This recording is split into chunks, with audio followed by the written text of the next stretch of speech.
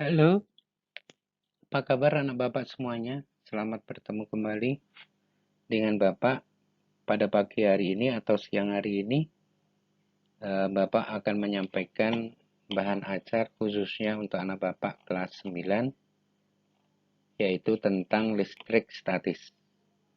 Nah, di dalam listrik statis, bahan ajar yang akan Bapak sampaikan hanya tentang gaya listrik atau hukum Coulomb.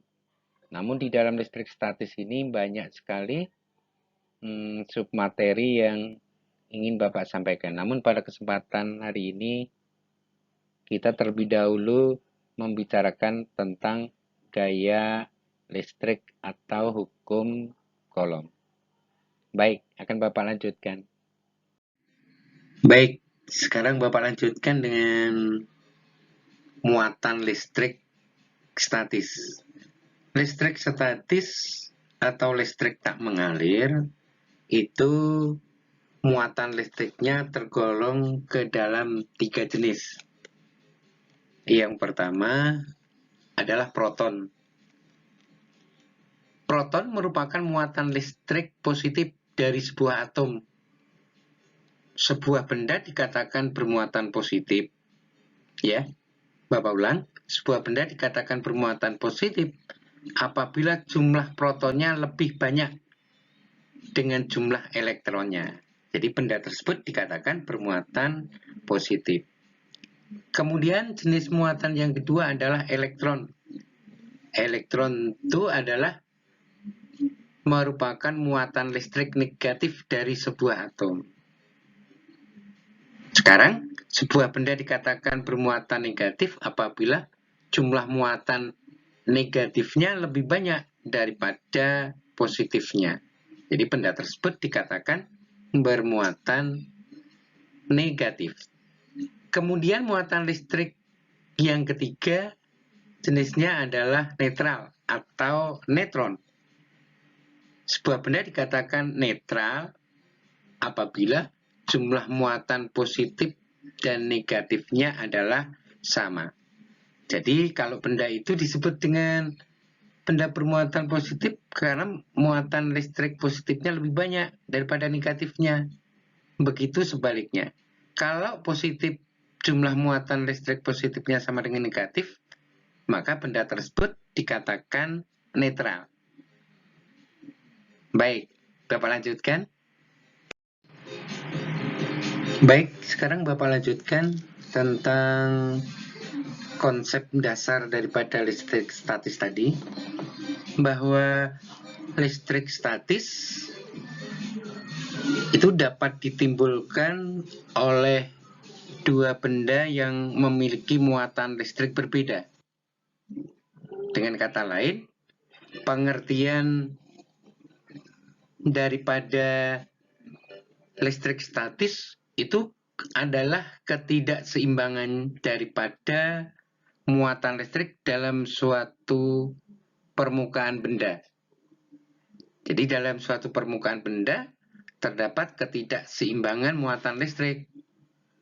Ya, kalau lebih banyak positifnya daripada negatifnya, maka benda tersebut bermuatan positif. Kemudian muatan listrik yang tetap ada sampai benda kehilangan dengan cara sebuah arus listrik, maka dikatakan melepaskan muatan listrik.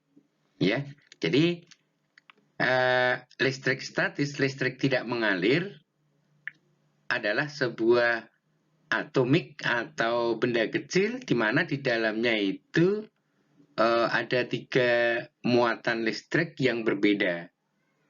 Dengan demikian, maka kata listrik statis itu tadi atau elektrostatika artinya adalah listrik tak mengalir. Jadi pengertian listrik tak mengalir di sini atau kata listrik itu tadi itu sebetulnya berasal dari bahasa Yunani yang artinya elektron, ya. Jadi dalam hal ini konsep dasar daripada listrik statis agar sebuah benda tadi bermuatan listrik, Maka di sini harus ada pergerakan atau dalam hal terlepasnya elektron. Jadi smart-nya adalah bahwa hanya elektron sajalah yang dapat berpindah tempat. Nah, jadi kalau sebuah atom ini yang terdiri atas proton dan neutron, yaitu terletak di dalam inti atom, maka dia itu bisa jadi melepaskan atau menangkap sebuah elektron, sehingga benda tersebut menjadi tidak seimbang. Dikatakan tidak seimbang, bisa jadi bermuatan positif atau sebaliknya benda tersebut menjadi bermuatan negatif. Paham ya, Bapak semuanya? Baik, Bapak lanjutkan. Sekarang interaksi daripada muatan listrik. Jadi muatan listrik tadi ada dua, yaitu muatan listrik positif dan negatif. Sebuah benda dikatakan bermuatan listrik positif apabila benda tersebut melepaskan atau kehilangan elektron. Jadi tadi kan sudah dikatakan hanya elektron sajalah yang dapat bergerak atau berpindah. Sebaliknya, jika benda tersebut dikatakan bermuatan listrik negatif, apabila benda tersebut menangkap atau menerima elektron. Sehingga antara dua benda yang bermuatan listrik statis tersebut dapat mengadakan interaksi. Nah, interaksinya seperti apa? Yang pertama, nah sekarang jika negatif dengan negatif didekatkan, maka dua benda tersebut akan berinteraksi karena dua benda tersebut bermuatan listrik yang sama, negatif dan negatif, maka interaksi pada benda tersebut dikatakan akan saling tolak-menolak. Jadi kalau muatan listriknya sama, maka interaksinya tolak-menolak. Begitu juga positif, muatan listrik positif didekatkan dengan muatan listrik positif, maka interaksinya juga tolak-menolak. Nah, yang ketiga, jika benda positif dengan benda negatif, maka interaksinya adalah tarik-menarik. Jadi mudah dihafalkan ini anak Bapak. Kalau senama muatan listriknya sama, maka akan tolak-menolak. Kalau tidak sama, maka interaksi muatan listriknya akan tarik-menarik. Baik. Sekarang Bapak lanjutkan lagi. Baik, karena Bapak semuanya, sekarang sampai pada gaya listrik. Nah, gaya listrik di dalam listrik statis ini dikenal sebagai hukum Coulomb atau gaya Coulomb dulu, ya. Nah, tadi di depan sudah disebutkan bahwa dua buah benda yang jenis muatannya sama itu akan berinteraksi saling tolak-menolak. Kalau tidak senama akan tarik-menarik. Maka faktor yang menyebabkan seperti itu, ada gaya tolaknya, ada gaya tarik-menariknya. Maka di dalam IPA fisika khususnya, kejadian atau interaksi tersebut dikenal sebagai gaya listrik. Nah, gaya listrik selanjutnya itu nanti kita akan kenal sebagai hukum Coulomb. Nah, apa itu hukum Coulomb? Bahwa hukum Coulomb adalah suatu aturan yang menjelaskan tentang hubungan antara gaya listrik tadi, yaitu gaya tolak-menolak dan tarik-menarik tadi, dengan besar muatan listrik dua benda yang saling berinteraksi tadi. Nah, ini namanya hukum Coulomb. Jadi, kalau kita ringkas, maka hukum Coulomb itu kurang lebih berbunyi demikian. Jadi besarnya gaya tarik-menarik atau tolak-menolak antara dua benda bermuatan listrik tadi, itu besarnya sebanding dengan muatan masing-masing benda tersebut dan berbanding terbalik dengan kuadrat jarak antara dua benda bermuatan tersebut. Ya, Bapak ulang. Jadi gaya tarik-menarik dan gaya tolak-menolak di depan tadi, maka sekarang boleh disebut sebagai gaya listrik atau gaya elektrostatika, boleh. Kemudian gaya kolom, nah boleh. Sehingga anak Bapak bisa menyebutkan macam-macam, yang penting tentang listrik statis, maka interaksinya boleh disebut sebagai gaya listrik atau gaya kolom.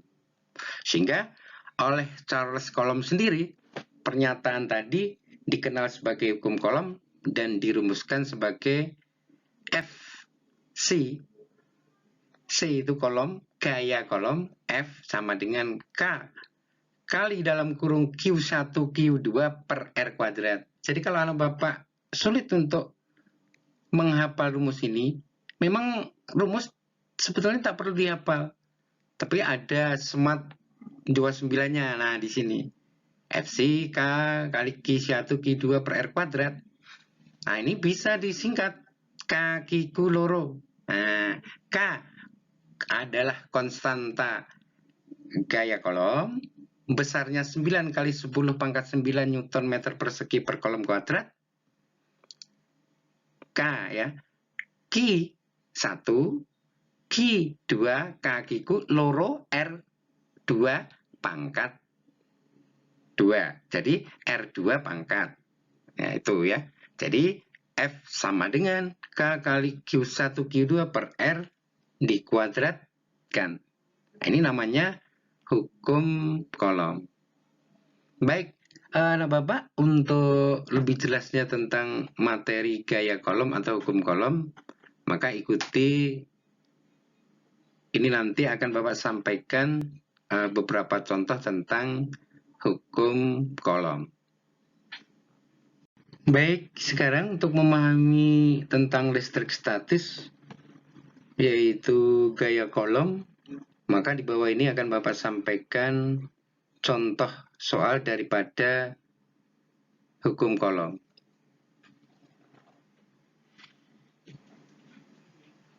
Contoh soal yang pertama, ya, ada dua muatan listrik yang sejenis. Nah, sejenis berarti muatannya sama, yaitu besarnya 3 kali 10 pangkat min 6 C. C ini adalah satuan daripada gaya, yaitu Coulomb. Dan muatan yang kedua 6 kali 10 pangkat min 6 Coulomb dengan jarak 3 cm. Nah, karena muatan listriknya adalah sama, maka interaksi yang terjadi adalah tolak-menolak, ya. Jadi berapa besarnya gaya listrik atau gaya tolak-menolak yang dihasilkan pada setiap muatan benda listrik tersebut? Ya, yang pertama tadi diketahui bahwa Q1 besarnya ini 3 kali 10 pangkat min 6 Coulomb, dan Q2 adalah ini 6 kali 10 pangkat min 6 Coulomb, dan R itu jarak antara ini muatan 1, muatan 2, ini Q1, ini Q2, berada pada jarak R. Nah, jadi antara dua benda bermuatan yang sama, yaitu positif dan positif, berada pada jarak R. Berapakah F, gaya tolak menolaknya atau gaya listrik? Nah, dalam hal ini kita mencarinya pakai yang tadi K Q loro, F sama dengan K Q1 Q2 per R kuadrat. Baik, K itu besarnya adalah 9 kali 10 pangkat 9 dikali dalam kurung 3 kali 10 pangkat min 6 kali 6 kali 10 pangkat min 6 Nah, kita selesaikan dalam kurung dulu. 3 ini dikali 6, 18, ya kan?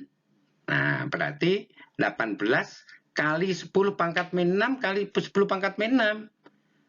Kalimatnya adalah perkalian. Nah, perkalian bilangan berpangkat, kalau pangkatnya negatif, ya, maka hasilnya adalah penjumlahan bilangan berpangkat tersebut.